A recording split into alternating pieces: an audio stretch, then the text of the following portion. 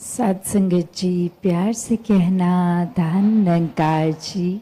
ये आनंद भय शब्द जो संतों के सुने और वो भाव हरेक के कि ये परमात्मा को जानने का सुनहरा अवसर इस जीवन को जीते जिए एक मिल सकता है।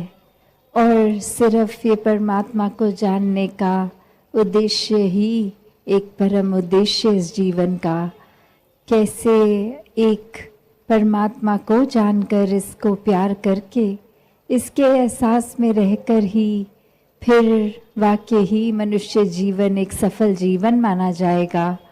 वरना तो एक इंसान के चरित्र की जहाँ बात आती है वहाँ उसी इंसान को एक कर्मों के ऊपर आधारित फरिश्ता भी कहा जाता है और दानव भी कहा जाता है। तो एक शरीर एक आकार तो एक जैसा ही, फिर एक तहसीर इतनी अलग, और वो किस चीज़ पर निर्भर करती है। तो युगों युगों से ही संतों ने संतमति दी है, ये समझाया है कि जो जीते जी इस परमात्मा को प्राप्त कर गए, इस परमात्मा के रंग में रंग गए, वो फिर एक वाकई ही इंसान है, वो वाकई ही फरिश्ते हैं और एक दिखावा मात्र नहीं जीवन में फिर उनके, सिर्फ दिल से एक दया काइंडनेस, एक मन इतना विशाल कि हर एक को अपनाता चला जा रहा है। मन में हर एक के दुख के लिए अपना दिल पिघलता है संतों का, और इसी वजह से संतों को मन में हर समय यही एक जज्बा रहता है कि जो सुख जो आनंद हमें अपने जीवन में मिला है इस परमात्मा के साथ जुड़ के, वही एक आनंद हर एक के जीवन तक पहुँचे।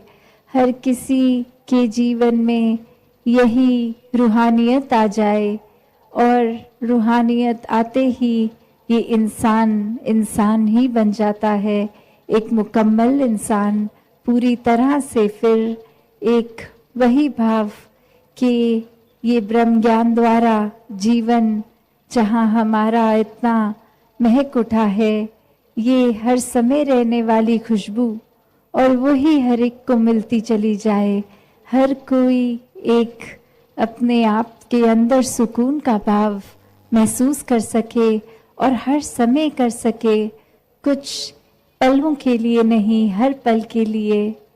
तो जब भी संतों की बात आती है, संत तो यही समझाते हैं कि ये परमात्मा को प्राप्त कर लो, ये हर पल में मौजूद है, हर जगह मौजूद है।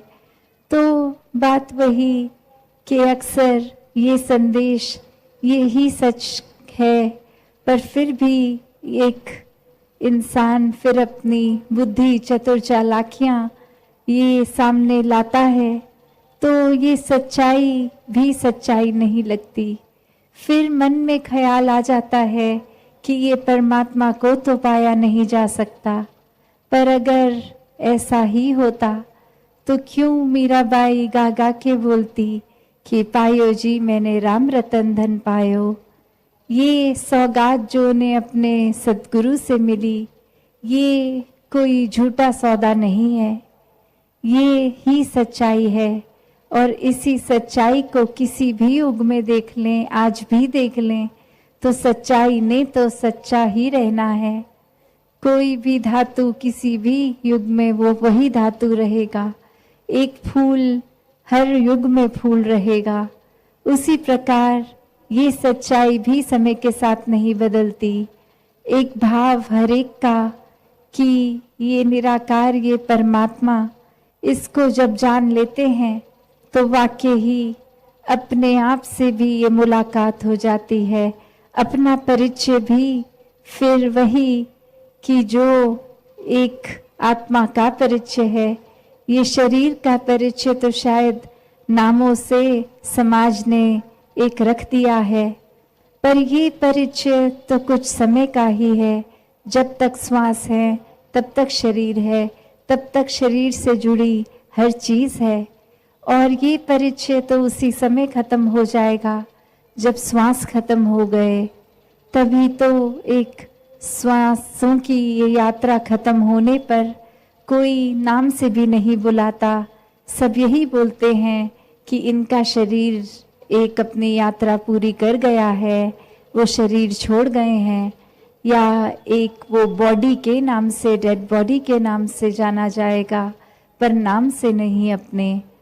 तो कितनी ये कड़ी, ये नाजुक, इतनी फ्रेजाइल ये श्वासों की लड़ी, और कैसे हम फिर भी ये सच जानते हुए भी कि ये जीवन समाप्त हो जाएगा, कैसे अपने हर दिन को अनदेखा कर देते हैं।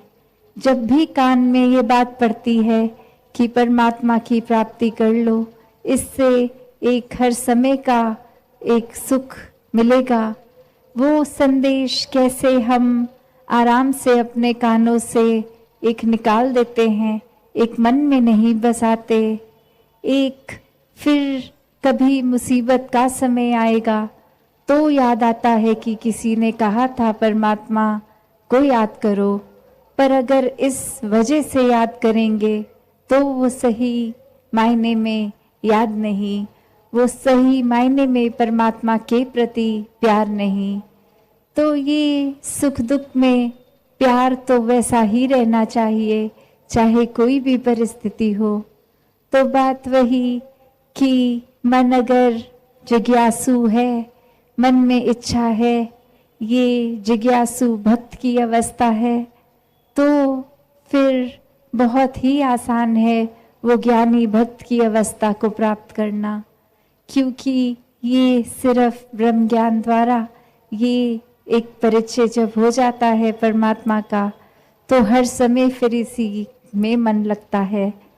फिर संसारिक बातें एक अपना प्रभाव इतना गहरा नहीं छोड़ पाती, वरना तो हम कोई भी भक्त के जीवन का उदाहरण ले लें, एक चाहे वो अपना कार्य हर भक्त ने अपने एक प्रोफेशन के अनुसार किया, कुछ भी करते रहे, पर आज हम उनको उनके काम से नहीं, वो जिस तरह भक्ति करते थे वो तरीके से जानते हैं।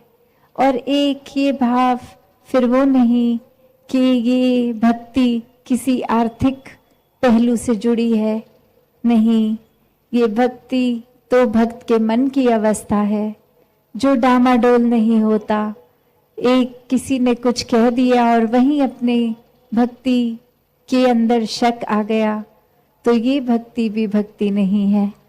किसी का कुछ रुतबा ऊंचा हो गया और मन में ये सोच आ गई कि हम इनसे ज़्यादा भक्ति करते थे, तो ये उपलब्धि हमें क्यों नहीं मिली।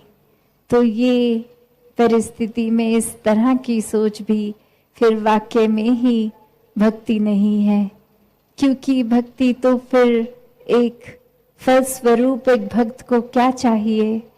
भक्त तो हर समय और भक्ति मांगता है, एक दुनियावी रूप में कुछ उपलब्धियां नहीं। कैसे मन हर समय इस परमात्मा का हो जाता है, एक ये एहसास कि अब परमात्मा जीवन में है, तो इस परमात्मा ने जो भी करना है हमारी बेहतरी के लिए करना है, हमारे लिए वो अच्छा होगा। फिर जो अक्सर हम सुनते हैं कि क्यों, परंतु, इफ्स एंड बट्स, ये सारे ही सोच खत्म हो जाती है। फिर मन में ये सोच के साथ नहीं इंसान जीता कि हमने तो अच्छाई करी, उसके बदले हमें एक ऐसा क्यों बुरा किसी ने कह दिया। नहीं, वो अच्छाई किसी को कुछ दिखाने के लिए अच्छाई करी नहीं गई थी, वो अच्छाई इसलिए करी गई क्योंकि एक मन में अच्छाई है, और ये अच्छाई की उपज स्वयं ये परमात्मा ही है। तो इसी तरह हर कोई अपना जीवन जीता चला जाए। साथ संगत जी, धन निरंकार जी।